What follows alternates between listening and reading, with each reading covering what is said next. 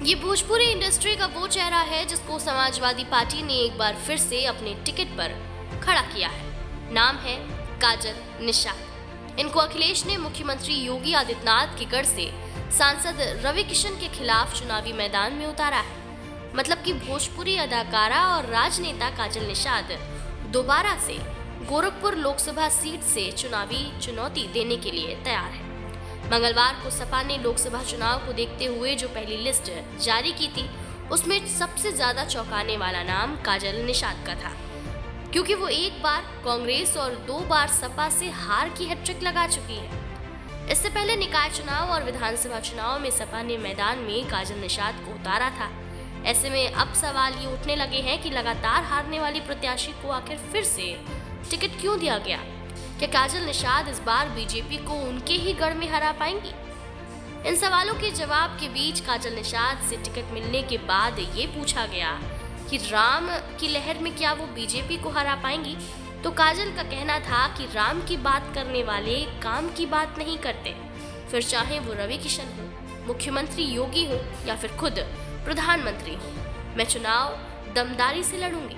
अब सपा प्रत्याशी काजल निषाद की बातों से ये लग रहा है कि इस बार वो बीजेपी को हराने की पूरी तरह से ठान चुकी है। चलिए अब ये भी बता देते हैं कि आखिर सपा प्रमुख ने काजल निषाद को ही टिकट क्यों दिया। तो इस भरोसे की सबसे बड़ी वजह मतों का समीकरण है। लोकपुर सदर लोकसभा सीट में क्षेत्र में कुल 20.74 लाख वोटर हैं। इनमे68 कैपियरगंज विधानसभा में 3.90 लाख, पिपराइज में 4.10 लाख, गोरखपुर शहर में 4.68 लाख, ग्रामीण में 4.22 लाख और सहजनवा में 3.82 लाख वोट आते हैं। सपा का मानना है कि इस क्षेत्र में बड़ी आबादी निषाद जाति की है। खासकर ग्रामीण पिपराई और कैपियरगंज में मुस्लिम और यादव वोट पर पार्टी अपनी पकड़ मजबूत मानती है। सपा को उम्मीद है कि वो ब्राह्मणों का वोट भी अपनी तरफ खींचने में कामयाब होगी। वहीं ओबीसी के और कुछ अन्य जातियों और व्यापारियों का भी साथ मिलने की सपा को उम्मीद है। काजल निषाद की राजनीतिक सफर की बात करें तो उन्होंने पहली बार विधानसभा चुनाव 2012 में कांग्रेस की टिकट पर लड़ा। गोरखपुर ग्रामीण निर्वाचन क्षेत्र से किस्मत आजमाई, लेकिन हार मिली।